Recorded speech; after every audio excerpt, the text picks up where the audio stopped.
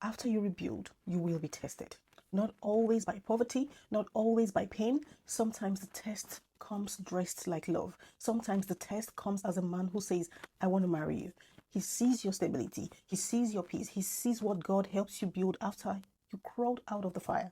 And then, slowly, under the language of love, submission, marriage, and a good wife, he begins to ask you to hand over the very thing you nearly died trying to rebuild. Your home, your money, your peace, your independence, your voice, your safety. Woman, be careful. Dear woman, listen to me carefully. If you have ever had to walk away from a marriage, a relationship, or a life that almost destroyed you, if you have ever had to live with nothing but your children, your pain, your prayers, and the clothes on your back, if you have ever had to start again from ground zero, this message is for you, because there is a kind of deliverance that costs you everything.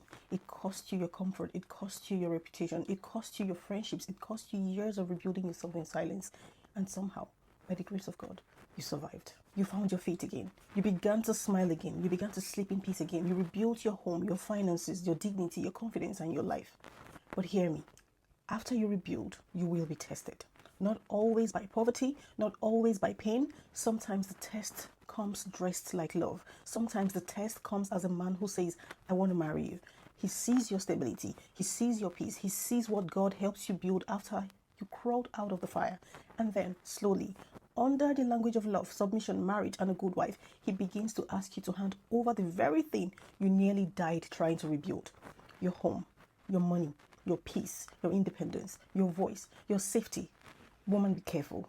Any man who truly loves you will not ask you to prove love by destroying your protection. Any man sent by God will not make you feel guilty for protecting what God helped you rebuild. Marriage is not a burial ground for your deliverance. Love should not take you back to the prison God delivered you from. Do not be so desperate to be chosen that you forget what it cost you to become free. Do not let loneliness negotiate away your wisdom. Do not let sweet words make you forget bitter tears. You remember the night you cried, don't you? You remember the doors that closed. You remember the shame you had survived. You remember the prayers you prayed when nobody was coming to rescue you.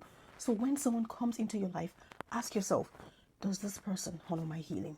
Does he respect my boundaries? Does he protect my peace? Does he value what I survived? Or does he see my stability as something to consume? Because not every proposal is provision. Some proposals are traps. And not every man who says submit is leading with love. Some are only asking you to surrender your safety. Woman, your deliverance is valuable. Your peace is valuable. Your life is valuable. And if God brought you out once, do not willingly hand yourself back into bondage just because it comes with a ring, a title, or the promise of marriage.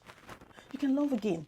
Oh yes, heal. Yes, marry again if God leads you. But do not abandon wisdom at the altar of emotion. You are not hard because you have boundaries. You are not bitter because you remember. You are not difficult because you ask questions. You are a woman who knows what it cost her to survive.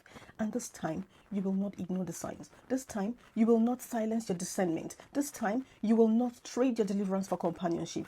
My sister, guard what God restored.